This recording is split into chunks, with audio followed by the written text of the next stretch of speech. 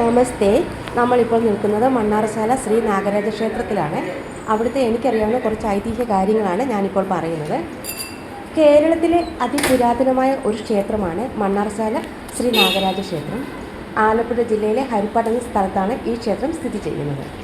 പുരാണ കാലത്ത് വാസുദേവൻ ശ്രീദേവി എന്ന ബ്രാഹ്മണ ദമ്പതികൾക്ക് മക്കളില്ലാത്ത ദുഃഖം അനുഭവിക്കുന്ന കാലം. അവരുടെ ഭക്തിയിൽ സംപ്രീതരായ നാഗരാജാവ് അവർക്ക് മകനായി അവതരിച്ചു. ശ്രീദേവി അന്തർജനത്തിന് 5 തലയുള്ള നാഗവും ഒരു മനുഷ്യക്കുട്ടിയും ജനിച്ചു. നാഗരാജാവ് വളർന്നപ്പോൾ ഇല്ലത്തിൻ്റെ നിലനിൽപ്പിനായി അനുജൻ വിവാഹിതനാകണമെന്ന് നിർദ്ദേശിച്ചു. ലക്ഷ്യം പൂർത്തിയായപ്പോൾ നാഗരാജാവ് നിലവറയിലേക്ക് എഴുന്നള്ളി. അവിടെ തപസ്സനുഷ്ഠിച്ച് ഭക്തരെ അനുഗ്രഹിക്കാൻ തുടങ്ങി.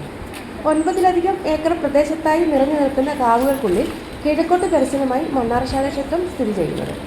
ശിവസർപ്പവും മഹാദേവന്റെ കണ്ഠാഭരണവുമായ വാസുകിയും നാഗമാതാവായ സർപ്പയക്ഷിയുമാണ് ഇവിടുത്തെ മുഖ്യ പ്രതിഷ്ഠകൾ.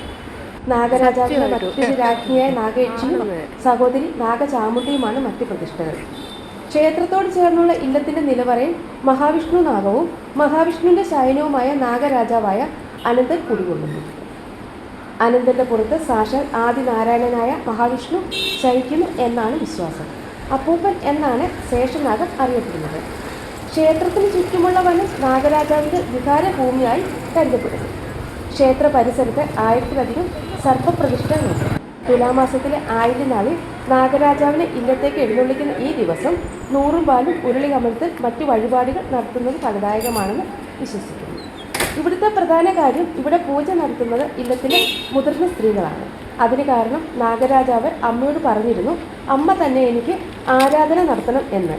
അത് കാരണം ഇല്ലത്തെ മുതിർന്ന സ്ത്രീയെ നാഗരാജാവിൻ്റെ അമ്മയായി സങ്കല്പിച്ച് പ്രധാന പൂജകൾ ചെയ്യിക്കുന്നു. ഈ ഐതിഹ്യങ്ങൾ കാരണം മണ്ണാറശാല ക്ഷേത്രം നാഗദേവിയുടെ പ്രധാന തീർത്ഥാടന കേന്ദ്രമായി അറിയപ്പെടുന്നു. എനിക്കറിയാവുന്ന കാര്യങ്ങളാണ് ഇതൊക്കെ. ഇനി ഒരുപാട് ഐതിഹ്യ കഥകളൊക്കെ ഉണ്ട്.